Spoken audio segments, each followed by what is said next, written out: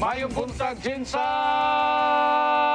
Daghang salamat, Lord. Nining bagong adlaw ng imong gidugang kanamo. Salamat sa bagong kinabuhi, bagong kusog, ug bagong kalipay, ug bagong paglaom. Karong adlaw amo na sa salig itugya diha kanimo ang tanan mo mga buluhaton, uban sa dakong pagtuo nga ikaw ang Dios nga magatabang kanamo. O kami sa magasalig nga amo mga damgog tinguha matuman tungod kay ikaw man ang magauban kanamong tanan. Mga kabrigada, adlaw na sab karon nga Miyerkules sa Abril 20 tuig 2022. Kini si kabrigadang Val Gilaran ang hinaot ako nga naka mo sa maayong kahimtang o akong panghinaot mga kabrigada nga magmalipayon kita karong adlaw uban ang kalampusan sa atong mga damgog tingwa. Maayong buntag usab kanimo brigadang Adonis. Maayong buntag, Brigadang Val, ug usa ka morning hataw kanatong tanan mga kabrigada. Ako si Adonis sa Presilias, inauton ta nga nata sa kapiskay sa paglawas og puno gihapon sa kadasig sa pagsugat sa mga nagkadayang mga purma, mga hagwa sa pagsuway ato masugat matag adlaw og di ta malibot sa pagpasalamat sa kahitasan sa tanang grasya nga iyang ipaambit kanato. Makita man o dili makita labaw sa tanan, atong hangpon kanunay ang diwa sa gugma ug panaghiusa. Kami ang inyong masaligan sa pagatund sa pinakadagkong mga balitag, informasyon. Mga kabrigada, gikan alas 5 hangtod alas 6 sa buntag, ato na mo kaninyo ang mga balitag humahataw nga mabasa ninyo sa mga pamantalaan karong adlaw. Lines!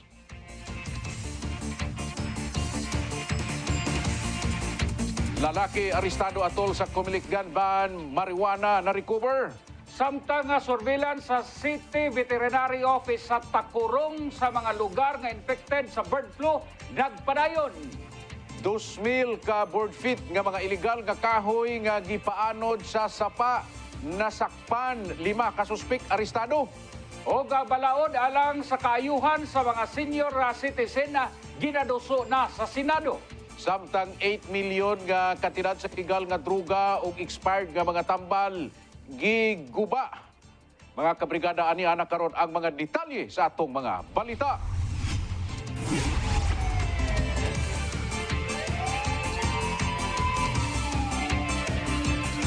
Wala na nakapalag ang suspek sa pagpamaligya og illegal nga druga atol sa gipahigayong entrapment operation sa mga otoridad sa hiniusang operasyon sa station 1201st RMFB 12, RID 12, Special Tracker Team Bravo, Marig 12 o Pidia 12. Ang suspek gilang si Erwin Malala, 38 anyos, residente sa nasampit nga lugar. Na-recover gikan kaniya ang usa ka sachet sa illegal nga druga nga gituang shabu og 500 pesos nga buy bust money. Nakatubang na karon ang kaso nga RA 9165 kon Comprehensive Dangerous Drugs Act of 2002 ang dinakpan. Samtang giguba usab atubangan sa media ang 8,014,969 ka pesos nga kantidad sa illegal nga droga o expired nga mga tambal. Langkuban kini sa 987 grams nga shabu nga nagkantidad og 6,709,160 pesos o 8,881 grams sa pinaugang dahon sa marijuana nga nagkantidad og 1,065,723 pesos. Expired nga mga tambal nga gisurrender sa naglahing pharmacy sa rehiyon nga nagkantidad og 240,085 pesos. Gubon kini pinaagi sa thermal decomposition. Ang pagguba sa mga dangerous drugs nakabase sa guidelines nga gitakda sa custody and disposition sa seized dangerous drugs nga gi-require sa Section 21, Article 2 sa Republic Act 9165 kon Comprehensive Dangerous Drugs Act of 2002 o Dangerous Drugs Board Regulation Number 01 Series of 2002. Gitampungan kini sa mga PDEA 12 personnel, kapulisan, ubang law enforcement agencies, Department of Justice kon DOJ, Regional Trial Court kon RTZ, Public Attorney's Office kon PAO, NGOs o mga media partners. Tungod sa katawag gikan sa concerned citizen, nadakpan sa kapulisan ang usa ka lalaki nga nagsuroy-suroy sa Puro 4, Barangay Raber, Pulumulok, South Cotabato. Milabay nga adlaw nga dunay dala nga pusil. Giila ang suspect nga si Hasirin Udtat, 45 anyos sa residente sa nasangpit nga barangay. Gawa sa kalibre 45 nga pusil, nakuha usab gikan kaniya ang papel nga dunay nakabutang nga pinaugang nga dahon sa marijuana. Nagatubang na karon og kaso sa RA 9165 o Omnibus Election Code RA 10591 ang sospitsado.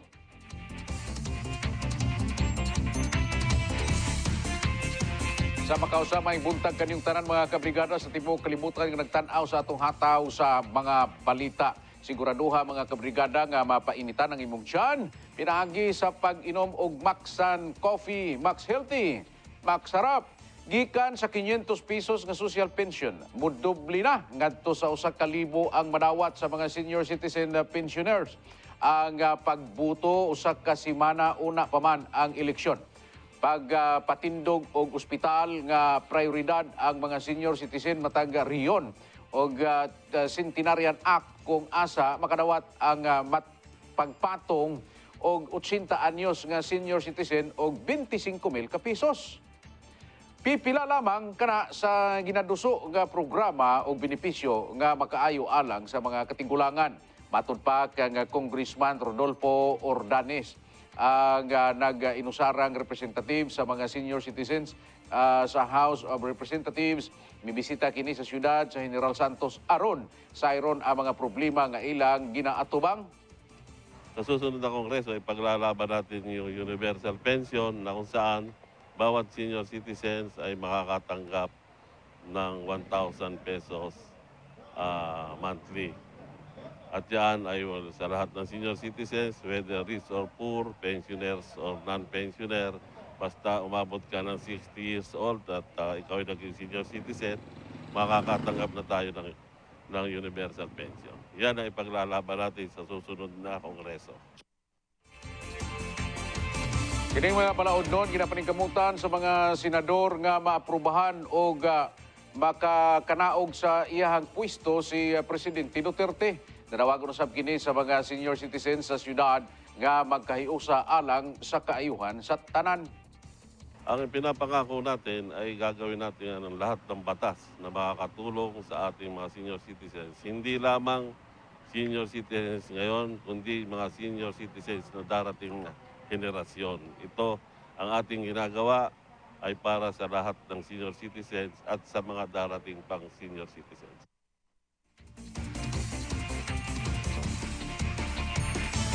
Alas 5:11 na mga kabrigada o kining oras atod kaninyo sa Maxan na kapsul, walang atrasan.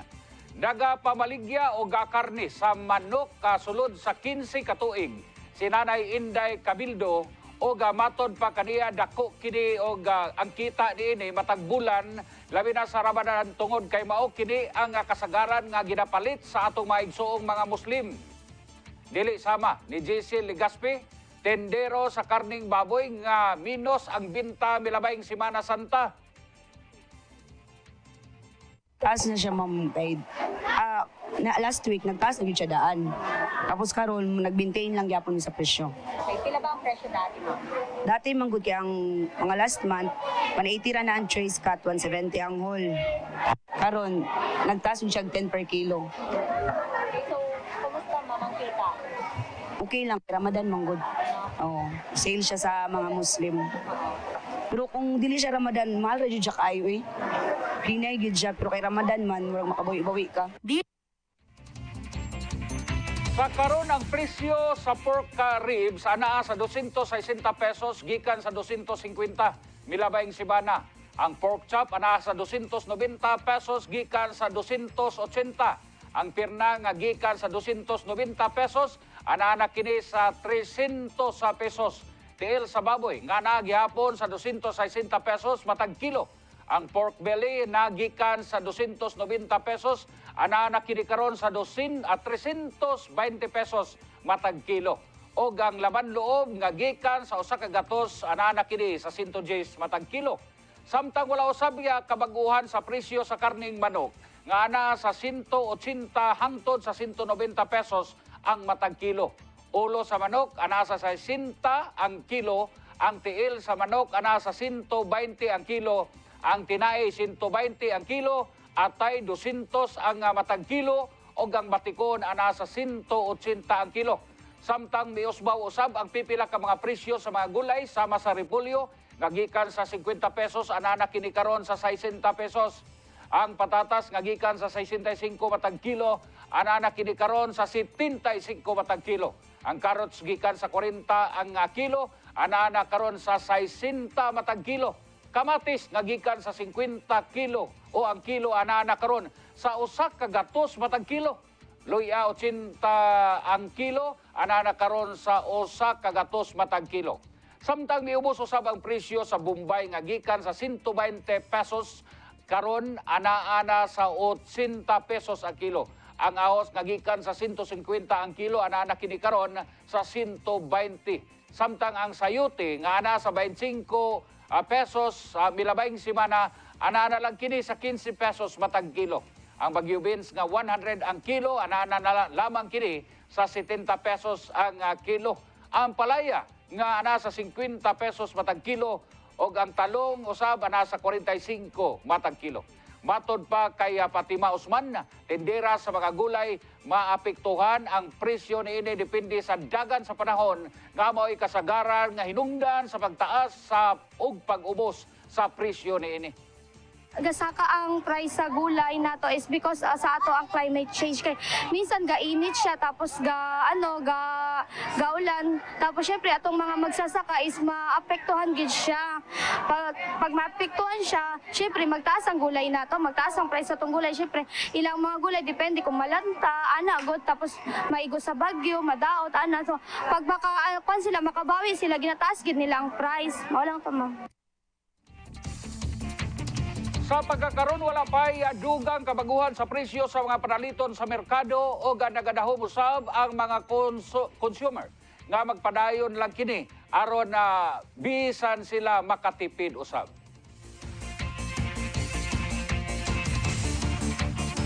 Wala pa gihapon makapot sa Jinsan ang 70% nga target mabakunahan sa mga senior citizens. Kini ang gibutyag ni Dr. Fidel Piñamante, presidente sa Philippine Medical Association kon PMA local chapter. Tungod daghan gihapon ang mga nagbalibad nga magpaturok og bakuna sa maong mga age group. Sumala nini nga sa ubang age group dako na ang porsyento sa nabakunahan apan ang mga idaran naglisod og inganyo ang mga vaccinators kanila. Ang ubos nga vaccination rate sa mga senior citizens sa kasikbit nga mga lugar na apektuhan usab kini sa ubos nga ihap sa mga vaccinated dinhi sa syudad. Giawhag nini ang tanang lakip nga mga opisyali sa barangay nga ipadayon ang vaccination sa nagkadaiyang rural health unit aron mapakusgan pa ang pagpabakuna sa mga idaran.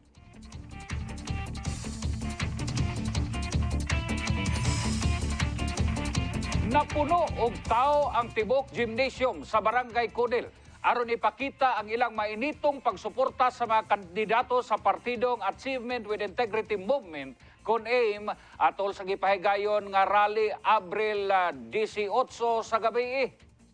Dili susama sa milabayng rally ang pagdawat sa mga taga-Codel nga pinagi sa pagpanguna ni Mayoral Candidate Brigada Elmer Catulpos. Misayaw ang anak sa pipila ka mga kandidato sa Manila Councilor Candidate Attorney Cana Balyeque, Congressional Candidate Jay Umila o wala sa magpaulahi sa entablado. Ang anak ni umabot Mayor Candidate Brigada Elmer Catulpos nga mao'y kasamtangang presidente sa Brigada Pharmacy Incorporated nga mao si Sean Catulpos. Doon ay mga inahan nga og mga amahan, mga kabataan nga mitambong sa masadya nga aktibidad. Lipay po ko, sayaw po ko. Kating lipaya yun na ko nga nakakita ko nila. Kay pulos kayuhan ng ilang istorya. Malipayon. Ano man? Sama si Catulpos. Buutan man siya, buutan. Magsayaw sa brigada. Tungtamo ka tao. Lipay kayo. Daog na jud. Daog na jud kayo. Sukad pa sa una, jud me. Nalipay ko nga, grabe kadaghan sa mga tao nga wala na mo gidahom nga inani day kadaghan ang nasa pagdawat nila kay Mayor Elmer katulpos. Magkanang kuan, magbago na punta. Katong ilahang giingon nga kanang dream nga magwala mo kanang dapat iladyong tumanon. Libre man ang magdamgo. Nga mahimo kong someday ako mga anak ma-professional. Damgon ako nga matagaan o kaugmaon ang mga kabatagunan. Labi na sa kong apo kay walay amahan. Pangitan ako ang kabaguhan sa atong syudad.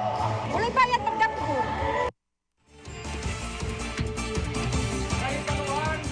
Paman may bisita ang grupo sa Barangay Cunela. Miadto ang partidong AIM sa Guardian Hills nga nahimutang sa Barangay Bawing kung asa mitambong ang mga inahan sa mga mataga balay. Apil ang mga senior citizens nga dool sa dughan ang partidong AIM. Lipay. Ano man? Nakita ko mga guwapa. Enjoy. Enjoy kayo. Lipay kayo. Ano man? Lipay kayo kay para magbago ang atong sistema. Nagtindog yun siya sa iyang pagkatao. Kanang matinudanon o mo serbe sa totoong serbisyo. Barog Jinsan.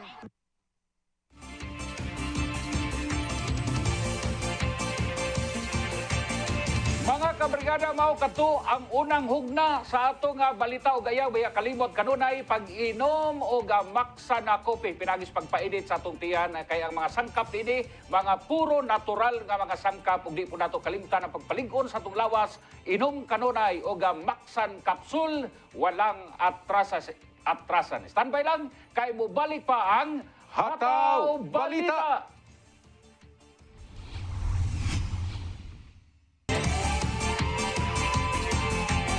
Mga kabrigada, balik ta sa atong ikaduhang hugna sa atong Hataw Balita. Balikan usab nato mga kabrigada ang pag-inom og init nga kape, Maksan Coffee. Aron sayo pa sa buntag mga kabrigada, Naanay Foundation ang atong panglawas sa pagpalig-on ini aron makasukol kita sa bisan unsa mang kakapoy sa mga trabaho nga atong atubangon karong adlaw. Maksan Coffee, Max Healthy, Max Sarap. Swerte na lamang nga walay naangol o nasabaran sa nahitabong vehicular accident kagahapon sa buntag sa National Highway, Barangay Poblasyon, Kidapawan City. Gilambigitan kini sa usa ka 10-wheeler truck ag usa ka kutsi kudiin nakamugna kinig hinay nga dagan sa trapiko.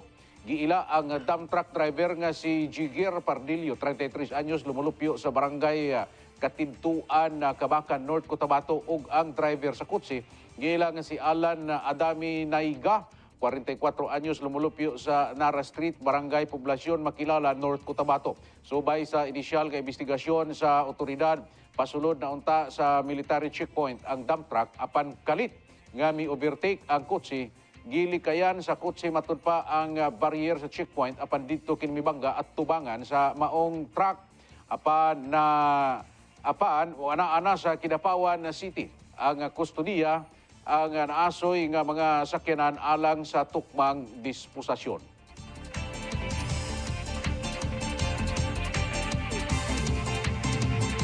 Arestado ang 5 ka individual human na aktuhan sa kapulisan nga nagasakay pa sa mga illegal nga lawaan nga kahoy nga gipaanod sa Agusan River.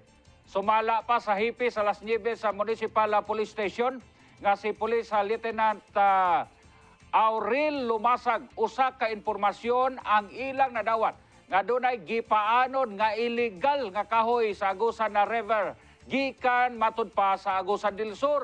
Dali nila kini nga girespondihan o ganaabtan nga nay naglutaw-lutaw pa sa Agusan River ang sa Purok 2 Barangay Tinukuran sa lungsod sa Las Nieves, Agusan del Norte. Dali nga nadakpan ang 5 ka mga suspek nga nakasakay pa sa maong kahoy. Nagatubang na ang mga didakpan og kasong pagpanglapas sa Presidential Decree 705 kon anti-illegal logging law. Tungod sa kalapad sa kahoy, pwede ni tugtungan og tao. So, kuan yun sila kay na may nagbira pero pag-abot ito ng pambutuwa naman una naman so kining na may nakuan na sa kahoy. Sa cotton the act na gid sila sa kahoy ng patong. Sa dato sa Las Nieves sa PNP, ginabana-bana nga bukabat o 20,000 ka board feet. sa Lawaan Wood. Ang gibanabanang nagkantidad og 900,000 pesos nga nasapon sa kasamtangan ana karon sa kustodiya sa Department of Environment Natural Resources ang mga nasapon nga mga kahoy.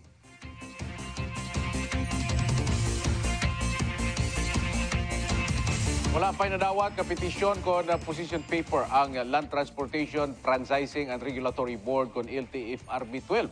Gikan sa mga kooperatiba, sa mga public utility vehicles kon PUVs atol sa pagpasangka o pamasahe karong pandemya. Kini ang gikumpirma ni LTFRB 12 Regional Director Renato Padua Jr.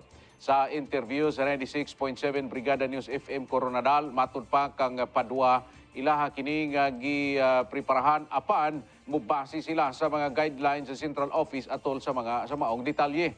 Pahayag sa opisyal nga kung may moabot nga mga petisyon, may kalabutan ini andam sila nga magpahigayon og public consultation og pakig-dialogo sa mga pasahero ingon man sa mga drivers, operators, co-ops o uban pang aron hisgutan ang posible nga dugang pamasahe. Dili matud pa magtago nga usa ang transport sector sa apektado sa pandemya, labi na nga padayon ang pagtaas sa presyo sa mga gasolina o mga petroleum products. Samtang pagtutukan matud pa ni Padua ang pipila ka mga hangyo o suhestyon sa mga concerned individuals aron mamahimong basihan sa ilang opisina.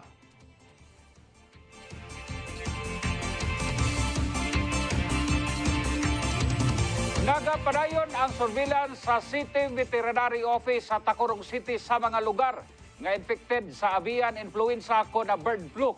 Kini ang gikumpirma ni Alan Frino, Information Officer sa Tacurong City, sa interview sa 95.7 Brigada News sa FM Coronadal.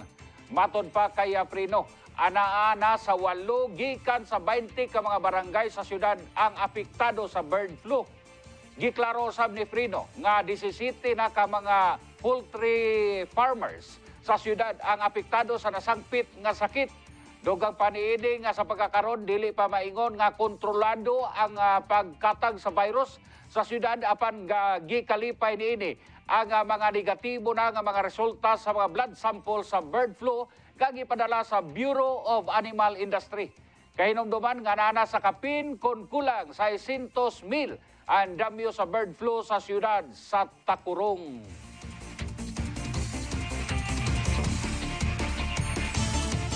Mabati ang suporta sa mga residente sa Barangay Ulimpog ning siyudad sa Jensan kagahapon sa buntag alas 6 palamang sa kabuntagon.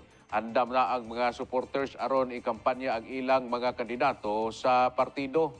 Kauban ang tibok grupo sa partidong AIM sa pagpangulo ni Brigada Elmer Catulpos aron personal nga magpaila-ila o magpasalamat sa mga pagdawat kanila. Giusa-usa og bisita ang mga panimalay sa Purok San Vicente, Purok Balsinang, Purok Tucanov o Purok Balacayo. Nga maoy ginadayo sa mga bikers, hikers o mga turista kung buot mang moadto sa kabukiran aron musingo og priskong hangin. Miabot sa 2 ka oras ug tunga ang panag-uban sa mga kandidato ug suporter sa kalsada alang sa house-to-house campaign. Sa umaabot nga piniliay, padayon gihapon giauhag ang katawhan nga mugawas sa ilang panimalay ug muadto sa nagkadaiyang voting centers ug gamiton ang gahom katungod alang sa kaayuhan sa siyudad sa Jensan.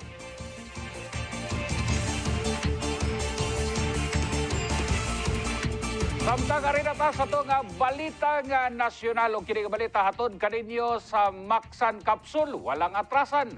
Matod pa sa Department of Public Works and Highways ko na DPWH nga ana-ana sa 145 milyones ang kantidad sa mga nagauba nga mga infrastruktura tungod sa bagyong Agaton sa Rehiyon 13. Base sa datos sa DPWH, ana-ana sa 118 milyones na ang kinatibuk ang kantidad sa nangaguba nga kalsada o ganausab sa 27 milyones ang mga tulay nga nangabungkag tungod sa sinating pagbaha.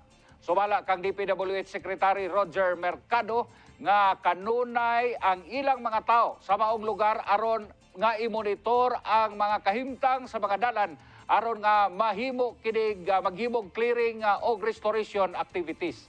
Samtang anaosam sa 13 ka mga dalan ang apektado sa Rehiyon 6, Rehiyon 2 og 7. Samtang anaa sa 14 ka mga naguba sa Rehiyon 8.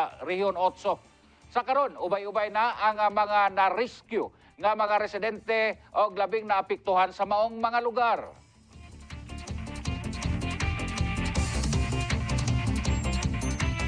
Padayon ta mga kabrigada sa itong mga balitang nasyonal, padayon sa pag-inom og Max and Coffee, nining sayo sa buntag, aron protektado ang atong panglawas alang sa maayong kaugmaon sa atong kinabuhi. Mga kabrigada, Max and Coffee, Max Healthy, Max Sarap, dakong pabor matod pa sa mga troll. Sa social media ang pag-veto ni Pangulong Rodrigo Duterte sa SIM card registration bill. Kini ang pagbutyag ni Senate Minority Leader Franklin Drilon o gisayangan sa gigahin nga panahon sa duha ka mga kongreso aron nga mapasa ang maong mahinungdanong sugyot. Alang kang Drilon nga mas maayo unta nga napasar ang maong balaod aron nga batukan ang mga trolls sa internet o mga pagkatag sa mga fake news sa social media.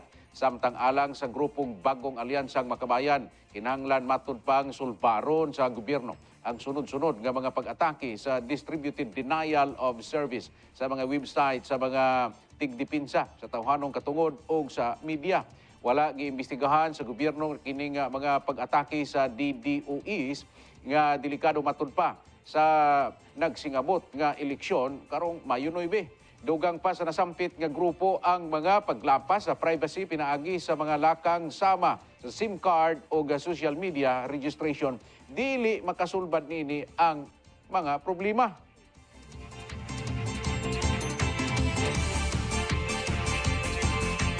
Arita sa balitang internasyonal, nanganaw-kanaw nga nanawagan o kalinaw alang sa Ukraine si Pope Francis sa iyahang Urbi et Orbi address dungan sa selebrasyon sa Linggo ng Kabuhayan sa St. Peter Square sa Vatican City. Ginatawag sa Santo Papa Isip Easter of War ang pagsaulog sa Easter Sunday karong tuiga o gipahigayon sa iyang hangyo nga adunay patigbabaw unta ang kalinaw o mahisgutan sa nahisgutang mga nasod nga grabe na ang pagsulay nga nasinatian tungod sa ditiaw nga giyera. Gani nahimo pa nga pagkumpara ni Pope Francis ang nahitabong kagubot sa Ukraine o Russia sa istorya nila ni Cain o ni Abel. Kung asa gikonsidera nga karibal ni Cain si Abel nga misangpot sa pagpatay nini sa iyang igsuon. Gawas na ini nanawagan usab uga kalinaw si Pope Francis sa Middle East ingon man sa free access sa tanang siguradong o sagradong lugar sa Jerusalem. Kini tungod nga nagkagrabe ang tensyon tali sa Israelis o sa mga Palestinians sa Holy City human nga nahimong pag-atake matud pa sa mga Palestinians duol sa Israeli coastal city o Tel Aviv.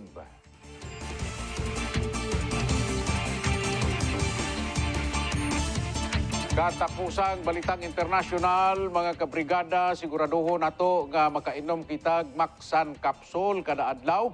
Kay kini sigurado mapalig-on ang atong immune system, masuklan ang atoang mga balatian nga nagatakboy sa atong panglawas, malipayon ang atong adlaw iniguli sa palay, dala-dala nato ang atoang income aron na magamit sa atong pamilya. Apan siguraduhon nato nga adlaw-adlaw usab natong mamintinar ang pag-inom sa Maxan Capsule. Maxan Capsule walang atrasan.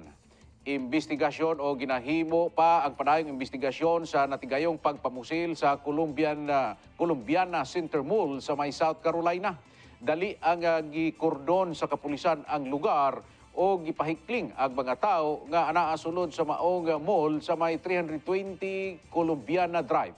Anaa sa 12 ka mga individual ang nasamdan, samtang 3 ka mga suspitsado ang nadakpan sa maong panghitabo. Wala pa gibutyag sa kapulisan ang motibo sa pagpamusil o ila pa sa ginasuta kung doon na pa may laing kauban ang 3 nga mga dinakpan.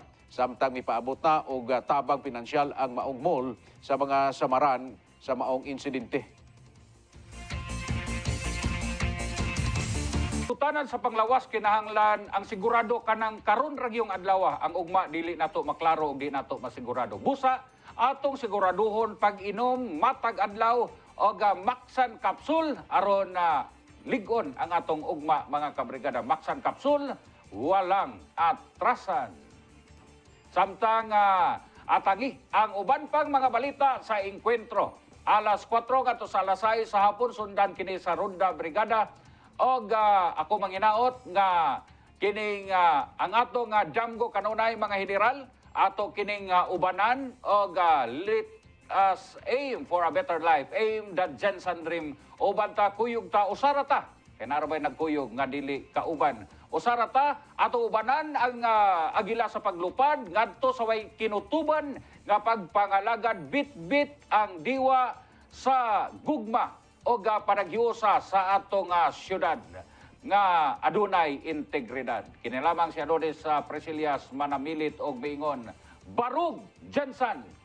Daghang salamat mga kabrigada sa inyong kanunay nga pagsunod labi na sa tanang mga miyembro sa kabrigadahan sa 26 ka barangay sa Jinsan. Maayong buntag kaninyong tanan nung hinaot kami nga unta magbalipayon kita karong adlaw og padayon natog ato ang sundan ang ato ang panglawas kanunay atong ampingan aron nga magbalipayon kita, magbalampuson kita sa atong mga trabaho matag adlaw. Sa mga kabrigada nato nga nagatan-aw sa tibuok kalibutan sa atong mga balita, maayong buntag kaninyo ug daghang kaayong salamat.